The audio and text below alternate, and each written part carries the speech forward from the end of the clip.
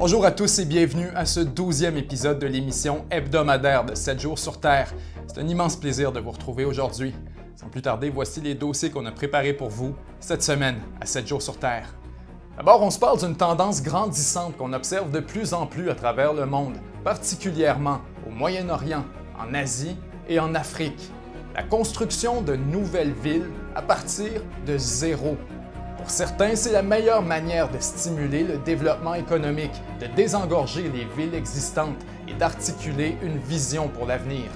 Pour d'autres, c'est une idée désastreuse qui produit trop souvent des éléphants blancs qui coûtent des milliards de dollars au coffre public.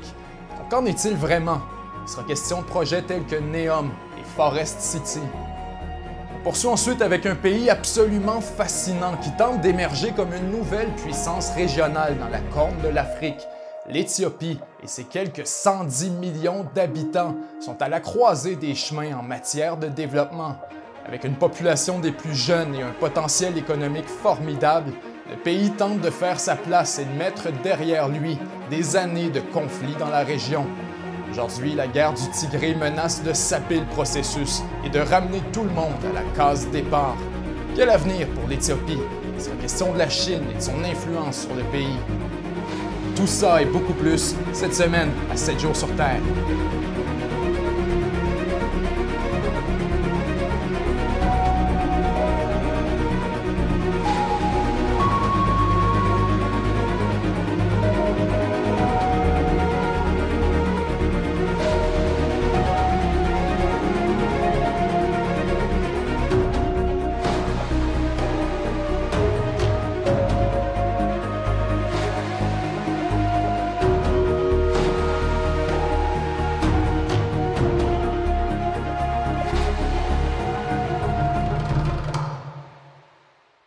Alors bonjour tout le monde et bienvenue à ce 12e épisode de 7 jours sur Terre présente. Allons-y immédiatement avec les dossiers qu'on a préparés pour vous. Cette semaine, on se parle d'une tendance de plus en plus fréquente à travers le monde, une pratique qui se répand particulièrement à travers les gouvernements d'Afrique, d'Asie et du Moyen-Orient. La construction de nouvelles villes à partir de zéro. Il suffit de suivre un peu les actualités internationales pour voir que c'est un projet qui revient souvent. En fait, au moment où on se parle, il y a au moins 120 nouvelles villes en construction partout dans le monde, à travers 40 pays. Certains exemples sont particulièrement célèbres, parfois pour les bonnes, mais souvent pour les mauvaises raisons. Abu Dhabi construit Masdar, l'Arabie Saoudite bâtit Neom, l'Égypte tente de construire une nouvelle capitale provisoirement appelée Nouveau-Caire. En Malaisie, la fameuse Forest City attire l'attention du monde entier. Et en Chine, les nouvelles villes se comptent par dizaines, un peu partout sur le territoire. Mais que ce soit en Asie, en Afrique ou au Moyen-Orient, la promesse est toujours sensiblement la même. Premièrement, construire une nouvelle ville permet de créer des emplois et de stimuler l'économie, mais aussi de désengorger des villes déjà saturées qui sont aux prises avec des problèmes récurrents de pollution, de congestion, de criminalité et de saleté. Pour régler le problème, il peut être extrêmement tentant pour les leaders politiques de tout simplement repartir à neuf et reconstruire une ville entière à partir de zéro. Comme ça, il devient possible de mieux planifier le développement et d'intégrer des transports en commun, de construire une ville du futur. C'est loin d'être un nouveau concept, mais la question à laquelle on veut répondre aujourd'hui, c'est est-ce que ça fonctionne? En principe, c'est relativement simple. On fait des plans, on trouve de l'argent, on construit et on attend que les gens déménagent. Mais le problème, c'est que chacune de ces 4 étapes-là est beaucoup plus complexe qu'elle en a l'air. D'abord, la planification. Pour qu'une ville soit vraiment chaleureuse, il ne suffit pas de bâtir des grandes avenues avec des tours à bureaux. Il faut aussi réfléchir à la vie quotidienne des citoyens qui vont habiter la ville en question. Il faut des parcs, des écoles, des sentiers pédestres, mais ce n'est pas seulement d'en placer quelques-uns. Il faut aussi qu'ils soient au bon endroit, que la croissance soit organique et que les gens aient une bonne raison d'habiter la ville, sans quoi ça se transforme en ville dortoir, où les gens travaillent le jour et rentrent chez eux le soir, sans jamais vraiment habiter la ville. Un exemple bien connu de ce genre de mauvaise planification, c'est Brasilia, la capitale du Brésil. C'est une ville dont le plan remonte aux années 50 et pensée essentiellement pour les automobiles. Le plan initial ne prévoyait ni de centre-ville, ni de piétons. Aujourd'hui, la ville est surpeuplée puisqu'elle était seulement prévue pour 500 000 habitants et qu'elle en compte 2 millions. En conséquence, les logements sont hors de prix. Et puisqu'on n'avait pas prévu de banlieue, une portion importante de la population vit dans des bidonvilles en périphérie.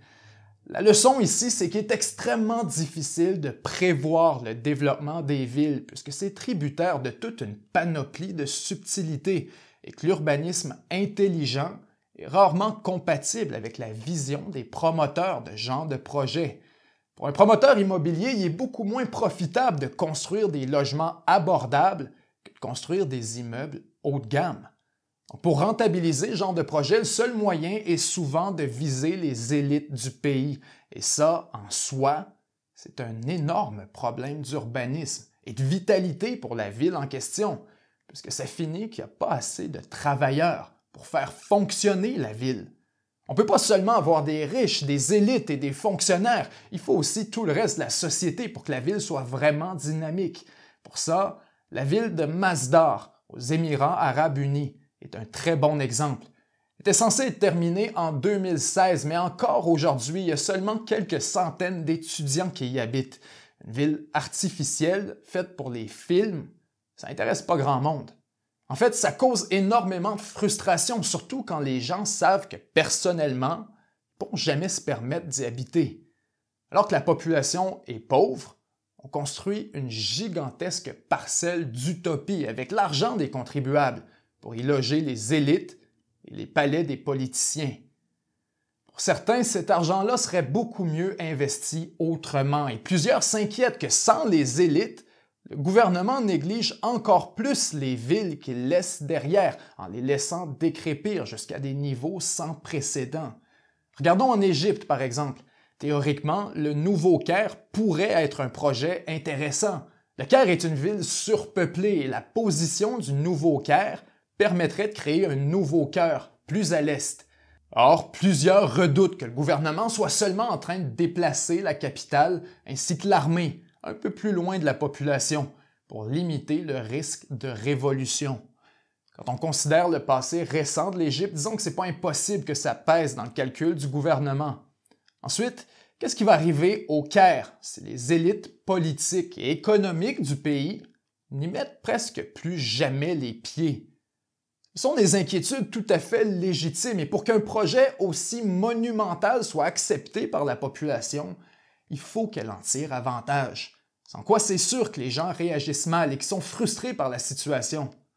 Il suffit de regarder Forest City en Malaisie pour comprendre à quel point la réalité de ces villes peut être déconnectée de celle de la population. Forest City, c'est un projet de 100 milliards de dollars d'une entreprise chinoise, construit par des Chinois pour des Chinois. Situé tout près de Singapour, Forest City est supposé atteindre 700 000 habitants d'ici 2050. Mais déjà, les citoyens de la Malaisie commencent à poser des questions puisque visiblement, il va être impossible pour eux d'en profiter et que le prix démesuré des logements en fait pratiquement une enclave chinoise en Malaisie. Et c'est un peu le problème aussi de ce genre de projets gigantesques. Trop souvent, ils sont mal réfléchis. Et les gouvernements les approuvent en se basant sur des prévisions financières beaucoup trop optimistes. On dessine une ville, on fait des plans, et pour l'estimation des coûts, on donne un chiffre rond comme 50, 100 ou 500 milliards, puis on croise les doigts pour que ça tombe quelque part dans ces eaux-là. Disons seulement que ce n'est pas une planification très robuste. Souvent, le financement des projets est dépendant des investissements internationaux, et comme on le sait, ce genre d'investissement est directement tributaire du climat géopolitique. Il suffit de regarder l'Arabie saoudite pour en avoir un bon exemple. Le royaume saoudien construit actuellement 2 nouvelles villes, soit Neom et la ville économique du roi Abdullah. Neom était censé être une perle sur la mer Rouge, une mégalopole du futur, construite en forme de ligne, ce qui permettrait à l'Arabie saoudite de regarder vers l'avenir en intégrant tout un réseau de transport en commun et technologies innovatrices. Aujourd'hui, tout ce qui est réellement construit sur l'immense chantier de Neom, ce sont les palais de la famille royale, un aéroport et quelques infrastructures de base. Le projet avance à vitesse de tortue et beaucoup estiment déjà que c'est un éléphant blanc. Ensuite, la ville économique du roi Abdullah est elle aussi un immense chantier inachevé, dont plusieurs doutent de la pertinence. Les rues sont tracées, mais complètement vides. Les bâtiments sont à moitié terminés et il est loin d'être clair s'ils vont l'être un jour. Pas plus tard qu'en 2018, peu de temps après l'assassinat du journaliste Jamal Khashoggi, le prince héritier Ben Salman a déclaré qu'à cause de la réaction internationale, personne n'investirait dans Neom avant des années. La conséquence, c'est que dans presque chacun des projets de nouvelles villes partout à travers le monde, on observe souvent les mêmes tendances. D'abord, on fait des grandes promesses et on approuve le projet avec des projections enthousiastes. Ensuite, on se met à construire et on réalise dans quoi on s'est embarqué. Soudainement, les coûts sont revus à la hausse et les plans sont revus à la baisse. Le projet se transforme lentement en éléphant blanc, en trou sans fond pour les finances publiques, sans jamais atteindre la rentabilité. Ça, c'est le scénario d'échec, celui qu'on observe souvent, mais qui n'est pas nécessairement le destin de tous les projets. Parce qu'il y a moyen de réussir son coup. Et pour tous les exemples d'échecs, il y a aussi plusieurs exemples de réussite et de bonnes idées qui découlent de ces projets. Il suffit de regarder en Chine, par exemple. La construction de nouvelles villes est un moteur économique formidable et a permis l'urbanisation ordonnée de millions de personnes, tout en évitant la surpopulation dans les grandes villes. Il y a bien sûr des échecs, mais lorsque le gouvernement national appuie le projet, il peut garantir son succès en déplaçant des entreprises ou en offrant des avantages à celles qui s'installent. En Afrique, certaines villes sont clairement construites avec l'objectif de satisfaire la classe moyenne émergente. Donc, il ne faut pas nécessairement disqualifier l'idée entièrement. Plutôt, il faut étudier les réussites pour comprendre ce qui fonctionne et ce qui peut être répliqué ailleurs. Selon certaines projections, l'humanité va construire plus d'aires urbaines dans les 100 prochaines années qu'il en existe actuellement sur la planète. C'est étourdissant rien que d'y penser. En Afrique, en Inde, en Asie et au Moyen-Orient, le processus d'urbanisation est sur le point de s'accélérer et plusieurs villes sont déjà surpeuplées et se développent de manière improvisée et désorganisée. Ces villes-là ne peuvent plus grossir, sans quoi elles risquent des problèmes sanitaires, économiques et sociaux. La solution, c'est donc effectivement, parfois, de construire des nouvelles villes, puisque ça permet de briser le cycle de pauvreté en réfléchissant à une ville plus intelligente. Il est possible de régler certains des problèmes classiques des grandes villes à travers une bonne planification. On peut désengorger le trafic, s'attaquer à la pollution, au manque de logement, créer des transports en commun et maximiser l'efficacité énergétique. Pour plusieurs pays qui entrent dans cette phase cruciale de développement, l'industrie de la construction est une partie importante de l'économie et un projet de nouvelle ville peut réellement stimuler la croissance, créer des emplois payants et attirer des investissements internationaux. Il ne faut pas négliger les possibilités, mais comme on l'a vu plus tôt, il faut aussi être conscient des échecs, puisqu'ils sont extrêmement communs et que certains gouvernements ont appris à la dure que la construction d'une ville est une science très complexe et qu'il ne suffit pas de bâtir quelques tours à bureaux au beau milieu de nulle part pour garantir le succès. En terminant, je vous pose la question et j'ai hâte de lire votre opinion. Selon vous, est-ce que la construction de nouvelles villes est une bonne idée ou est-ce que l'argent serait mieux investi ailleurs? Et finalement, comment lutter contre la surpopulation et la saturation de certaines grandes villes? Si vous avez aimé ce segment, pensez à le dire à l'algorithme avec une mention « J'aime ». Ça nous aide énormément et c'est très apprécié.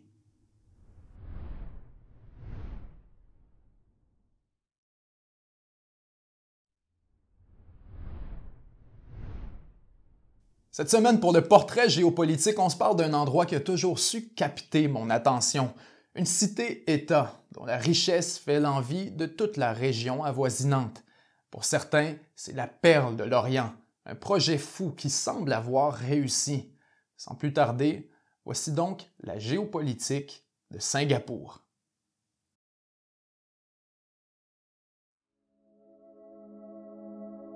Singapour, la fameuse cité-État de l'Asie du Sud-Est, c'est une figure de cas fascinante pour montrer comment la géographie peut avoir un impact immense sur le développement d'un pays.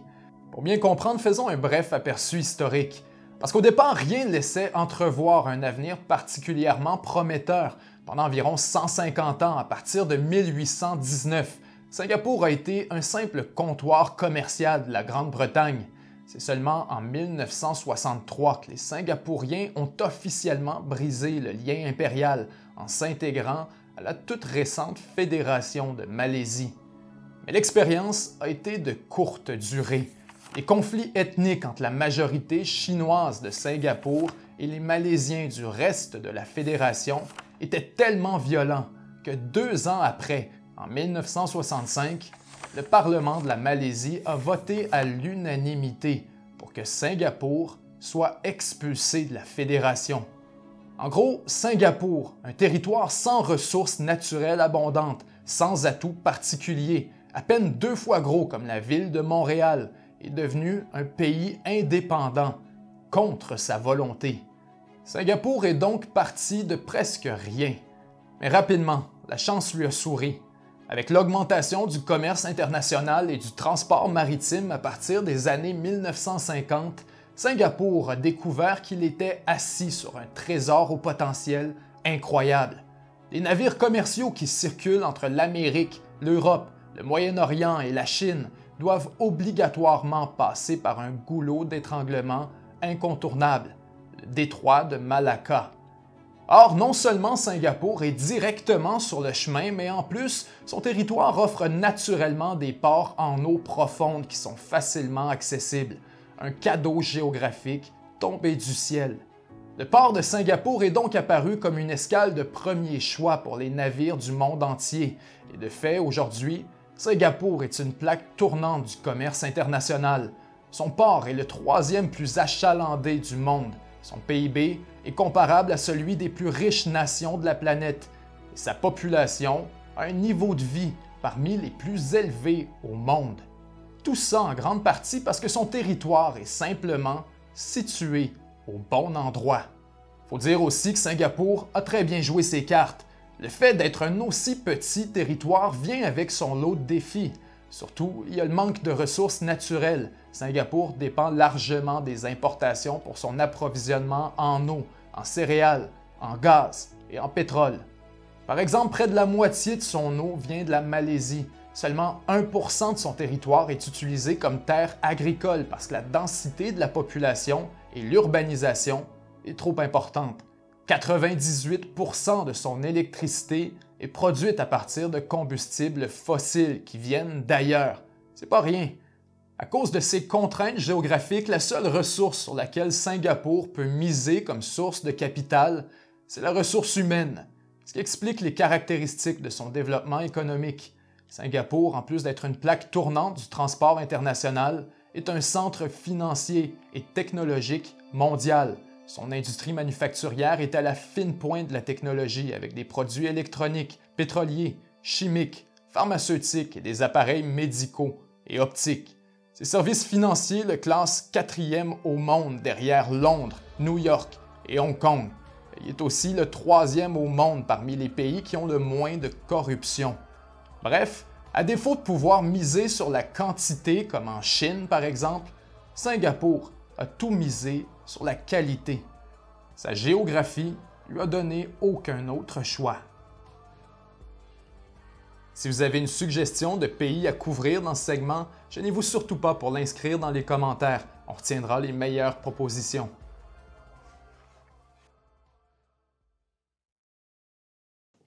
Maintenant, pour le grand dossier de la semaine, on se parle d'un pays en pleine émergence, qui est à la croisée des chemins en matière de développement. Il est question de l'Éthiopie. Et en toute honnêteté, de tous les pays auxquels nous avons dédié un segment jusqu'ici, l'Éthiopie est à mon avis l'un des plus fascinants. Et c'est pas difficile de comprendre pourquoi. D'abord, c'est un véritable mastodonte de l'Afrique. À 112 millions d'habitants, c'est le 2e pays le plus peuplé du continent. Mais encore plus que ça, c'est un pays unique, avec son propre alphabet, des notions distinctes de nationalisme, qui a existé de manière relativement cohérente depuis plus de 2000 ans et qui a largement échappé à la colonisation européenne. Encore aujourd'hui, c'est un des acteurs les plus importants dans la géopolitique africaine. D'ailleurs, le siège de l'Union africaine est situé au cœur de la capitale éthiopienne, Addis Abeba. Sa culture est extrêmement riche, mais tout aussi complexe, puisque le pays est formé d'environ 80 groupes ethniques, tous différents les uns des autres, qui sont souvent soit chrétiens, soit musulmans. La population du pays, elle, est extrêmement jeune, parmi les plus jeunes du monde en fait. Les chiffres sont époustouflants. 70% de l'Éthiopie a moins de 30 ans et 50% a moins de 15 ans. C'est un potentiel démographique extraordinaire, un gigantesque bassin de main-d'œuvre abordable qui fait de l'Éthiopie un des marchés émergents les plus dynamiques de toute la région. Si le gouvernement éthiopien est en mesure de mettre au travail sa jeune population dans des emplois productifs, il y a un potentiel économique extraordinaire. Il faut dire que sa situation géographique est aussi très avantageuse. Quand on examine son territoire, on comprend pourquoi le pays est en train d'émerger comme une puissance africaine. D'abord, l'Éthiopie est située dans un emplacement hautement stratégique, tout près du détroit de Bab el-Mandeb, sur la route du canal de Suez, et près des côtes de la mer Rouge. Ça lui donne un siège aux premières loges d'une des artères commerciales les plus importantes du monde. Ensuite, l'Éthiopie est un véritable château d'eau, grâce à son terrain montagneux qui lui donne accès à toute une série de grandes rivières qui permettent non seulement un approvisionnement en eau propre, mais aussi un potentiel hydroélectrique très important qui ouvre la porte à l'électrification du pays à très bas prix. Les ressources naturelles sont abondantes, la position est stratégique et le pays a une identité unique. Normalement, ce seraient des ingrédients pour le succès. Donc pourquoi est-ce que l'Éthiopie est toujours au statut de puissance émergente? Qu'est-ce qui lui manque exactement? Et la réponse, c'est la stabilité politique. Comme beaucoup d'autres États de la région, l'Éthiopie a vécu des années de guerre civile, de conflits avec ses voisins et de répression politique qui ont marqué le pays au fer rouge et qui continuent à avoir des impacts importants encore aujourd'hui. À partir de 1974, l'Éthiopie est sous le contrôle d'une dictature militaire qui va durer plus ou moins 20 ans, jusqu'en 1994. Pendant ces années, une des grandes sources de conflit, c'est la situation avec l'Érythrée, une région qui lutte pour obtenir son indépendance de l'Éthiopie. Il faut dire que c'est un combat extrêmement important pour l'Éthiopie, puisque sans l'Érythrée, le pays perd son accès à la mer et devient littéralement enclavé sur le continent africain. Quand l'Érythrée obtient finalement son indépendance en 1993, l'Éthiopie devient donc le plus gros pays enclavé de toute la planète. Mais évidemment, le conflit est loin de s'être terminé avec l'indépendance de l'Érythrée et encore aujourd'hui, les relations entre les deux pays sont relativement fragiles. En 1994, le régime militaire est renversé du pouvoir en Éthiopie et une nouvelle constitution est présentée pour faire du pays une fédération avec des États divisés selon les plus grandes ethnies. De 1994 jusqu'à 2018, l'Éthiopie est donc sous le régime d'un parti unique, une coalition nommée le Front démocratique révolutionnaire du peuple éthiopien. C'est une coalition largement dominée par une ethnie en particulier, les Tigréens, qui représentent pourtant seulement 6% de la population du pays. En fait, si les Tigréens ont autant d'influence dans le gouvernement durant ces années, c'est surtout parce qu'ils ont joué un rôle clé dans le renversement de la dictature militaire en 1994. Donc pendant des années, les tensions entre les différentes ethnies agissent comme un frein aux investissements étrangers et compliquent la situation en Éthiopie. Il faut dire qu'il est extrêmement difficile de gouverner le pays à cause de sa diversité culturelle, mais la mainmise des Tigréens sur le pouvoir politique crée une véritable impasse qui va seulement se dénouer en 2018 avec l'élection d'un nouveau premier ministre du nom de Abiy Ahmed. Pour plusieurs analystes, Ahmed a un profil parfait pour gouverner l'Éthiopie et incarner une sorte de renouveau politique. D'abord, il est jeune, comme la population du pays. Ensuite, il a des origines chrétiennes et musulmanes. en plus d'être issu d'une autre ethnie que les Tigréens, les Oromos. Son élection brise le statu quo et ses promesses de réformer le fédéralisme éthiopien pour donner plus de place aux autres groupes ethniques viennent donner espoir à beaucoup quant à l'avenir du pays. Ahmed dit vouloir un gouvernement plus inclusif et il lance toute une série de réformes avec l'objectif de mettre fin à la dimension ethnique de la politique du pays. Pour que l'Éthiopie atteigne son plein potentiel, il faut qu'elle laisse derrière les conflits internes et qu'elle se tourne vers l'avenir. Quand le premier ministre Ahmed signe un accord de paix avec l'Érythrée en 2018, on lui donne le prix Nobel de la paix et le futur de l'Éthiopie a l'air plus prometteur que jamais auparavant. Mais comme d'habitude, lorsqu'il est question de politique et de pouvoir, les choses ne sont pas si simples. Pour chaque action, il y a une réaction. Et l'élection d'Abiy Ahmed comme premier ministre est loin de plaire à tout le monde, surtout pas aux membres de l'ethnie tigréenne, qui avait autrefois le monopole du pouvoir et qui se retrouve aujourd'hui marginalisés. Donc quand Ahmed décide de réformer le Front démocratique révolutionnaire du peuple éthiopien pour en faire un parti plus centralisé, moins axé sur l'ethnie et plus porté sur l'identité nationale, les membres tigréens du parti refusent de joindre à lui et se replient dans leur région au nord de l'Éthiopie. Dans les mois qui suivent, les Tigréens lancent une campagne de promotion de l'indépendance du Tigré, en plus de déclencher unilatéralement des élections régionales pour assurer leur contrôle politique. Peu de temps après, le Front de libération du peuple du Tigré se joint à un groupe d'insurgés dirigé par d'anciens hauts placés de l'armée éthiopienne pour faire la guerre à l'Éthiopie et obtenir l'indépendance par la force. Le 4 décembre dernier, après une escalade des tensions, le Front de libération du Tigré mène une attaque surprise contre l'armée éthiopienne. Plusieurs soldats perdent la vie. Et soudainement, la guerre du Tigré vient de commencer. Les semaines qui suivent sont une véritable catastrophe humanitaire et plus de 4,5 millions de personnes sont privées d'électricité ou de nourriture, soit 2/3 de la population locale. Le conflit est tombé dans une impasse et pour l'instant, aucun des acteurs n'est vraiment en mesure d'émerger comme vainqueur.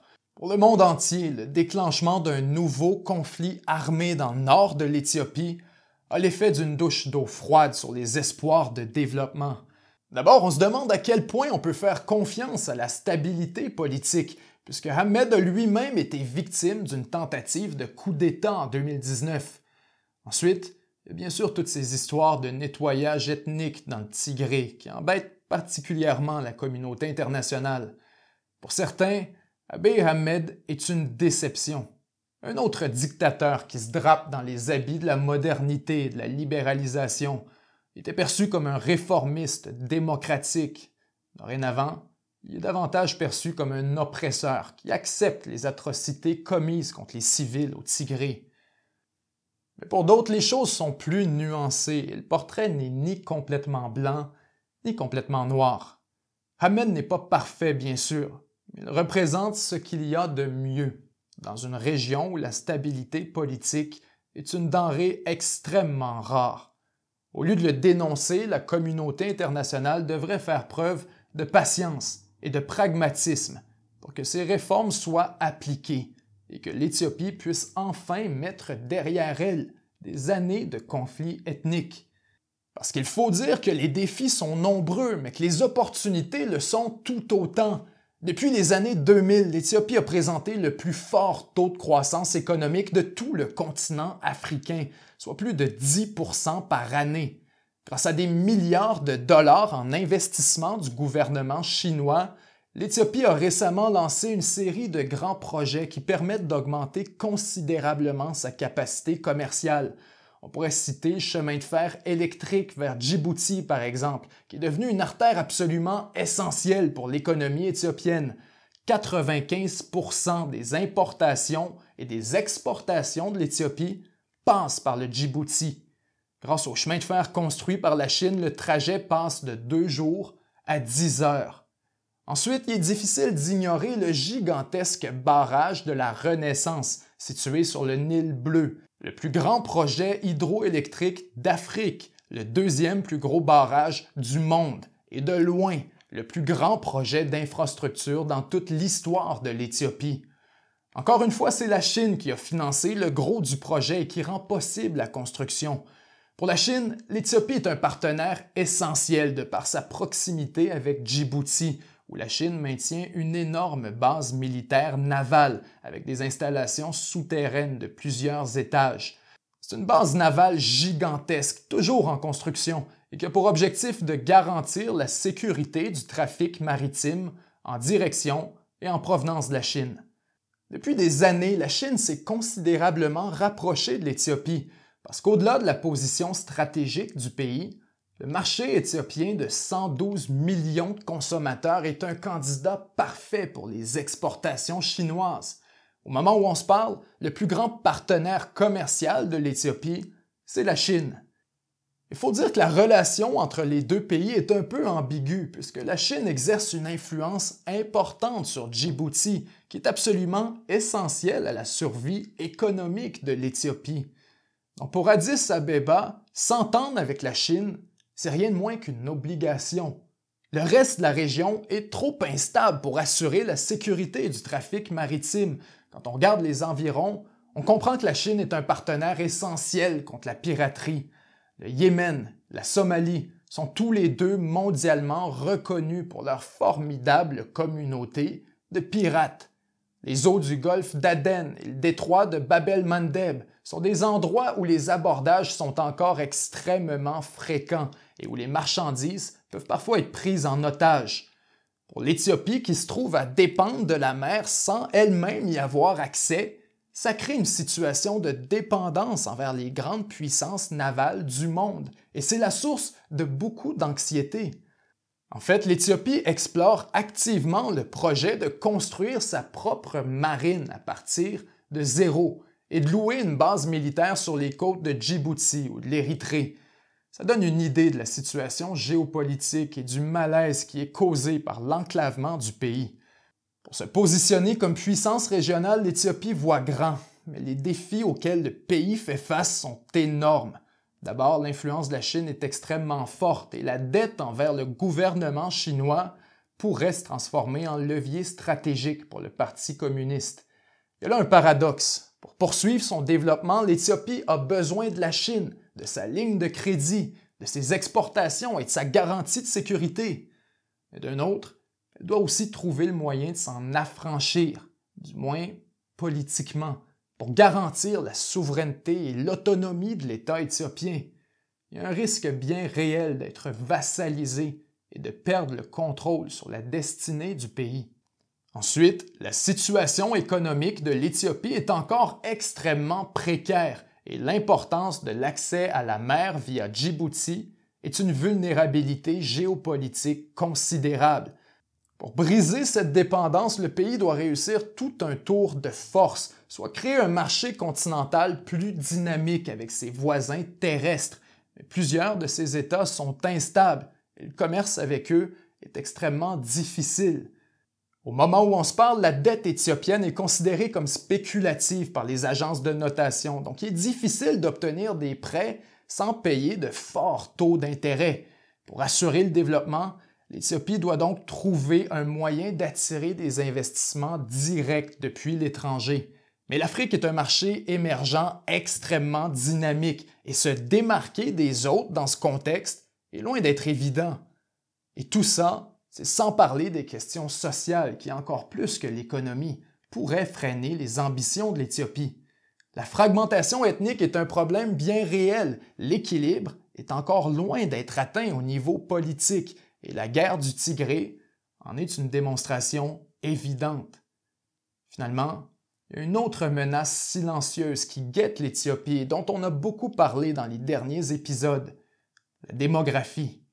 Comme on l'a évoqué plus tôt, l'Éthiopie a une des plus jeunes populations du monde et autant ça peut être une opportunité formidable, autant ça peut se transformer en véritable catastrophe. Le pays doit continuer et même accélérer son développement économique pour s'assurer d'avoir des opportunités à offrir aux dizaines de millions de jeunes qui joignent à chaque année le marché du travail.